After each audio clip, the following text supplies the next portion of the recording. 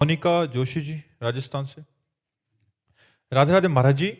महाराज जी, मेरे पति कुछ भी अगर मेरे से काम कराना हो तो नाम जप का लालच देते हैं। मुझे पियर जाना है तो 50,000 नाम करना वाह, पड़ेगा। मेरे को लड़ाई हो गई है तो फिर बात मेरे को फिर से करनी है तो 10,000 नाम जप करना बहुत पड़ेगा। सुंदर। कहाँ है यहाँ पति? आपके पति है? यहाँ नहीं आए? आए आए होते तो हम उनका स्वागत करते। कभी मैसेज करती हूँ तो फिर अगर रिप्लाई नहीं आता तो राधा राधा लिखो तो फिर नाम।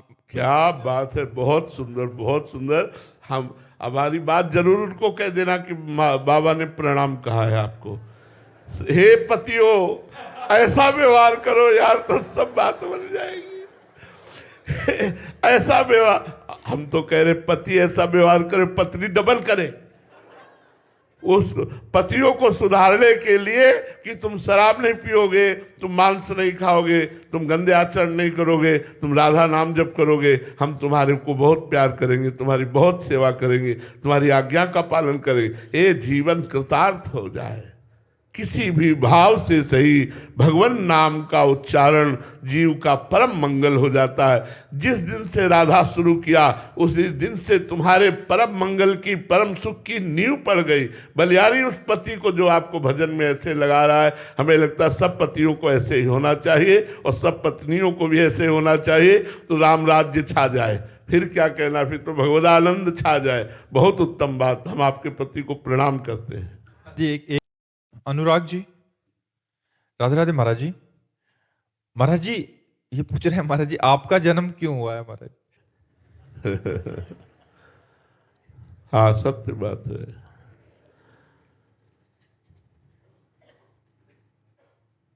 स्वप्न है, जन्म तो हो रही है।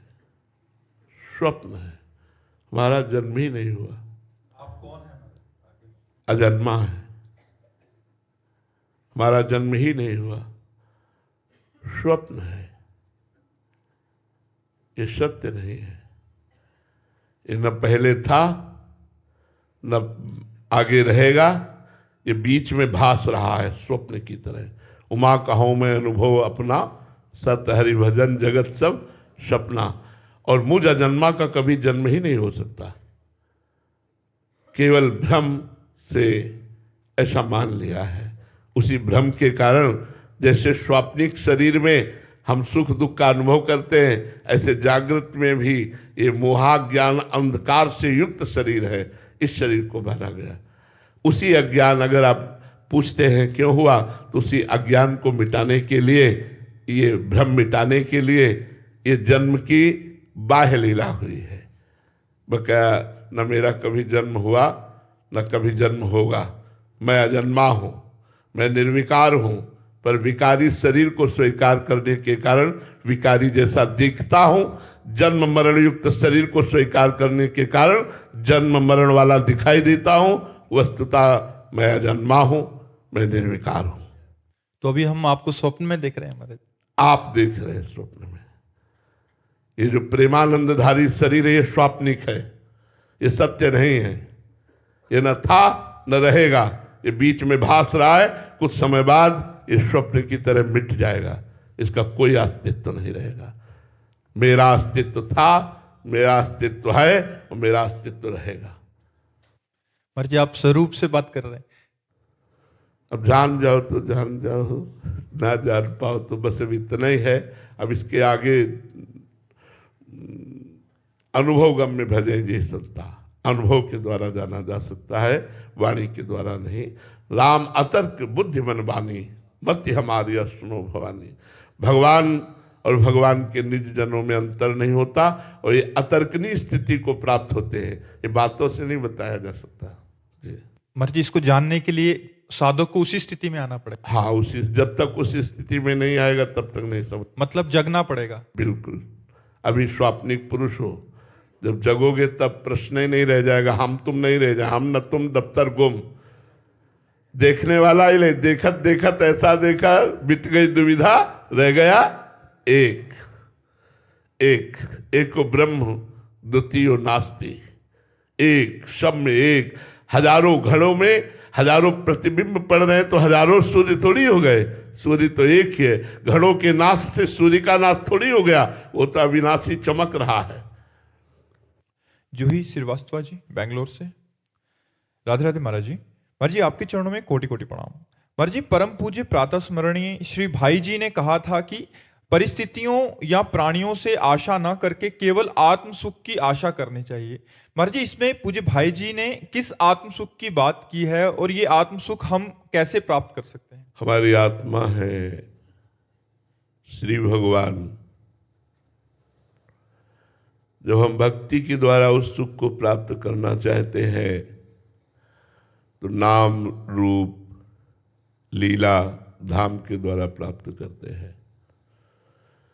जब हम कर्मयोग के द्वारा उस सुख को प्राप्त करना चाहते हैं तो निष्काम भाव से होकर संपूर्ण चराचर जगत को सुख पहुंचाने की लालसा, बदले में कोई न चाह, तो इससे आत्म सुख की प्राप्ति होती है।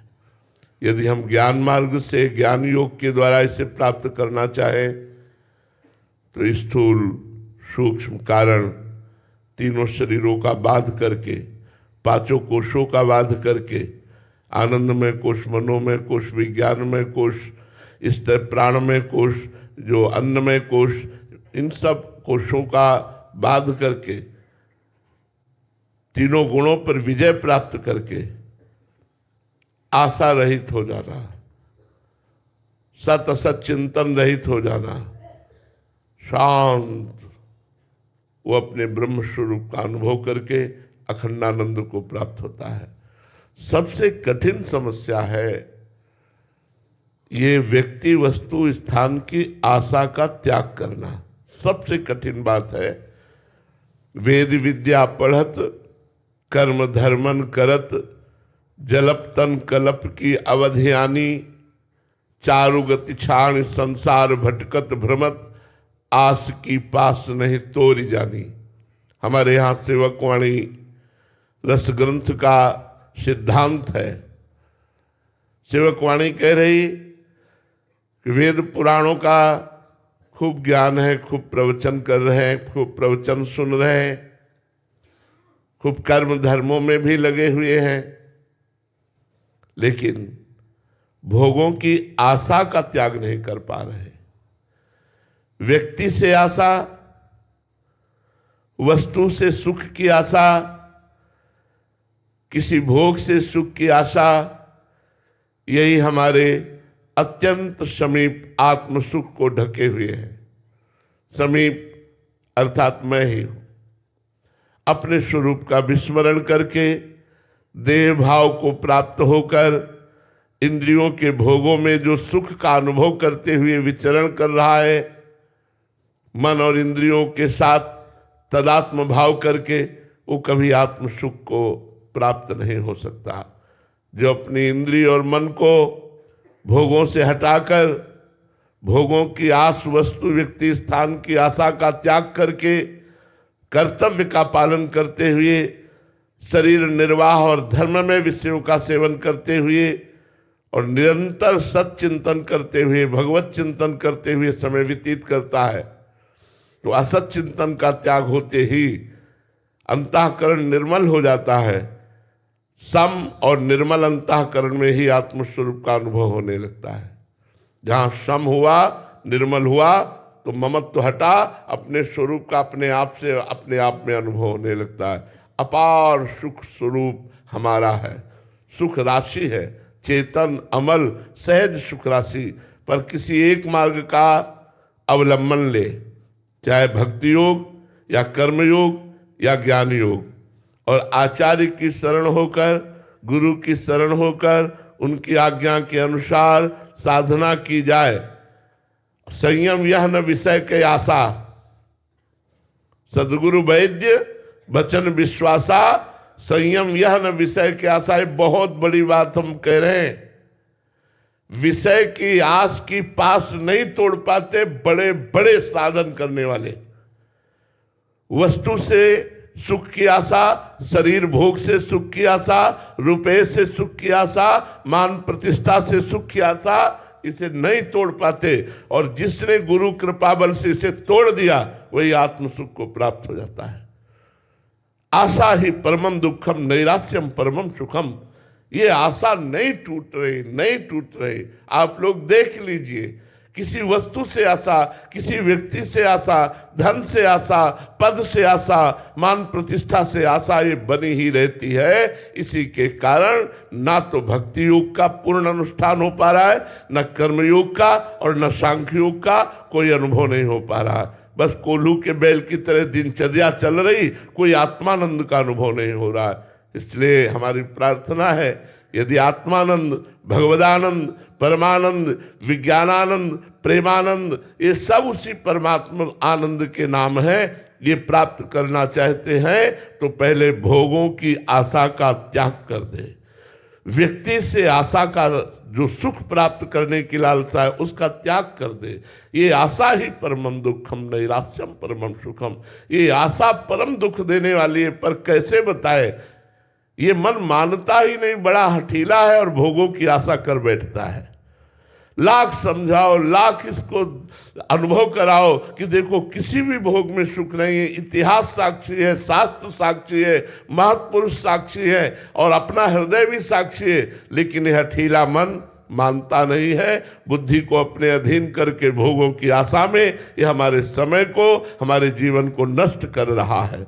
हम अशांत होते चले जा रहे हैं, इन कामनाओं की भीड़ में हम खोते चले जा रहे हैं। कोई बड़ा भाग्यशाली है जो संत सद्गुरुदेव की चरण आश्रय वृत्ति से भगवदानंद की प्राप्ति के लिए पूर्ण समर्पण करके उनकी आज्ञा के अनुसार चलते हुए वो इन समस्त आशाओं को काट करके और भगवत चिंतन में डूब जाता है, वही आत्मानंद को प्राप्त होता है। राधिका शरण जी, राधे राधे महाराज जी, आपके चरणों में कोटि कोटि प्रणाम। महाराज जी, भगवत प्राप्ति की ओर चलने वाले सभी साधकों के ऊपर क्या एक जैसे सिद्धांत का फल मिलता है या सब पर अलग अलग कृपा होती है, या फिर भावों का होता है? कौन किस भाव से भगवान का सेवन कर रहा है, कितने भाव से सेवन कर रहा है, कितना समर्पण कर रहा है, उसके अनुसार उसको सुख मिलता है। 50 लोग एक जगह बैठ के जप कर रहे हो तो 50 के भाव अलग होंगे, 50 का फल अलग होगा। मंत्र भले एक ही हो, समय एक हो, स्थान एक हो, लेकिन फल अलग अलग हो जाएगा, क्योंकि उनकी भावधारा, उनकी तन्मयता, उनकी एकाग्रता, उनका लक्ष्य अलग फल की वृत्ति प्रदान करेगा। और स्वभाव महाराज जी प्रारब्ध के अनुसार इस जीवन का स्वभाव होता है। हाँ, स्वभाव को बदलने के लिए ही तो हमें मनुष्य जीवन मिला है कि हम अपना दैवी संपदा से युक्त होकर साधु स्वभाव गहोंगो। क्योंकि ये स्वभाव 3 गुणों से युक्त है, तो कभी आसुरी, कभी दैवी, कभी मानुषिक, ये ऐसी वृत्ति बदलती रहती। कभी दया, करुणा, शांति, भजन, कभी अशांति, क्रोध, लोभ, मोह, क्षोभ, राग, द्वेष, ईर्ष्या, ये सब प्रपंच होता है। कभी निद्रा, आलस्य, प्रमाद, तंद्रा, ये सब होता है। इन गुणों का चक्र चलता रहता है और हमारा स्वरूप गुणातीत है। इसलिए निरंतर भजन करके अपने स्वभाव को भजन में बना दे। यह जो पर्योमय सहज स्वभाव, श्री हरिवंश नाम रचाओ, नाव सुदृढ़ भव तरन को। हमारी जबान का एक स्वभाव बन जाए, राधा राधा, कृष्ण कृष्ण, राम राम, ऐसे बार बार नाम लेने का स्वभाव बन जाए। भगवान के चरित्र सुनने का स्वभाव बन जाए। श्रुतौ राधिका कीर्तिरंता स्वभावे, हमारे कान जो है वो हृदय से प्रियालाल के चरित्र सुनने के लिए लालायित रहे, हमारी वाणी प्रभु की चर्चा करने के लिए लालायित रहे, हमारा हृदय संत समागम के लिए लालायित रहे, तो हमारा स्वभाव बदल जाएगा। हमारा स्वभाव न बदला तो हमारी साधना का मतलब क्या रहा? 3 गुणों के अनुसार तो सबका स्वभाव बदलता रहता है, लेकिन गुणातीत स्वभाव हो जाना, भगवत स्वरूप स्वभाव हो जाना, यही हमारे मनुष्य जीवन का परम कर्तव्य है। हम भजन के द्वारा, सत्संग के द्वारा, साधु समागम के द्वारा अपने स्वभाव को बदल दें।